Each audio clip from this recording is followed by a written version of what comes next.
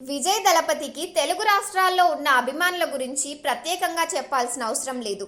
రజనీకాంత్ తర్వాత అంతటి స్టార్డమ్ సొంతం చేసుకున్న నటుడు విజయ్ ఒక్కడే. ఇప్పుడు ఈ స్టార్డమ్ను ఉపయోగించుకొని రాజకీయాల్లోనూ అడుగు పెట్టబోతున్నాడు.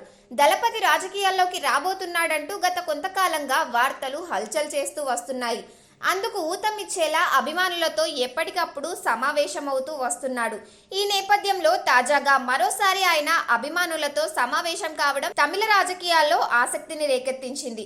విజయ్ రాజకీయ అరంగేట్రం దాదాపు ఖరారైందని 2026 శాసనసభ ఎన్నికల్లో తాడో పేడో తేల్చేసుకోవాలని విజయ్ నిర్ణయించుకుంటున్నట్టు చెబుతున్నారు.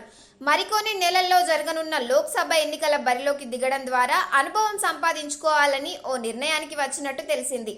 తన అభిమాన సంఘం విజయ్ మక్కల్ ఇయక్కం నిర్వాహకులతో ఇప్పటికే 4 సార్లు సమావేశమైన విజయ్ తాజాగా చెన్నైలోని పనయూర్లో 150 మందితో సమావేశమై పార్టీ పేరు, జెండా, ఎజెండా వంటి విషయాలను కూడా చర్చించినట్టు సమాచారం.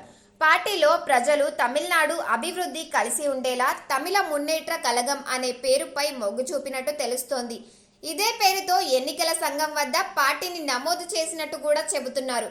తమిళ సూపర్ స్టార్ రజనీకాంత్ రాజకీయాల్లోకి వస్తున్నట్టు ప్రకటించి ఆపై తప్పుకున్న వేళ విజయ్ మాత్రం పట్టుదలతో ముందుకు వెళ్తున్నాడు.